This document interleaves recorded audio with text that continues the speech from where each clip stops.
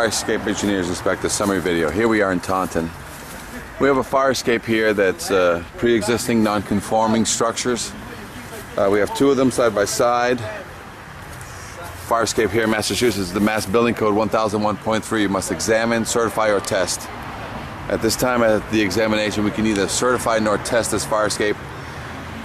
One of the major reasons that this fire escape is pre-existing and non-conforming, the fabrication of this type of fire escape looks like handmade, homemade, and it doesn't follow any code standard, and it doesn't follow any fire escape standard of industry standard fabrication. So a couple of things that I will list, and this will be again at the discretion of the building official as to what degree he wants us to go, but we'll talk about several issues that we have on this fire escape.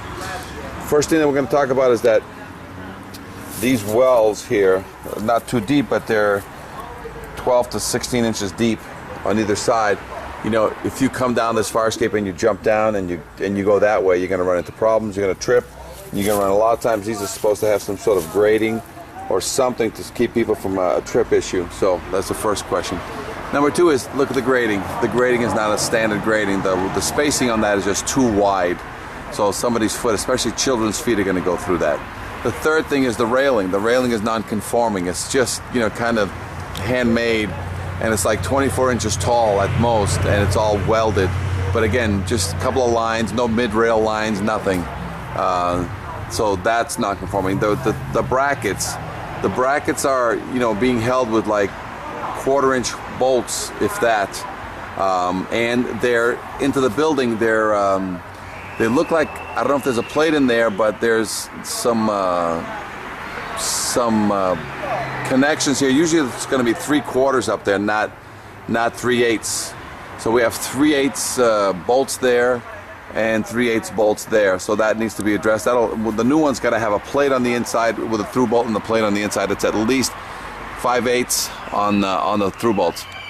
The ladder is an existing ladder system made out of angle, and it's all welded. So every one of these welded connections, as you can see, they start rotting from the inside out. So a lot of times the bolting is what's going to keep these together, and you got to seal these joints. But again, she's a handmade, homemade ladder, for lack of a better word. But again, because it has rust in all its connections, you know, you need to either you can't re-weld this because it's a pre-existing, older than 78. Lead, the EPA lead issues come in, so you can't weld on anything that presumed to have lead, but you got to rebolt a lot of these things. But this is really a candidate to speak with the city official as to whether or not this fire escape was built to code with a permit or not. And the last thing that they want here in the city of Taunton is they want all ladders to come to the ground, or all ladders to have some sort of release from above to drop the remaining portion to the ground, or sometimes a fold-out ladder that comes all the way to the ground. So that will be discussed. The building commissioner here is going to be Bob Perozzi. He will take on this and discuss just exactly with the homeowner just what he wants to do and how far he wants to go with this existing ladder system. But as is, it's pre-existing non-conforming, not built to code, and not built to industry standards for a fire escape. And all those issues will be discussed with the city official. Any question, Fire Escape Engineers Inspector summary video, 866-649-0333, 866-649-0333.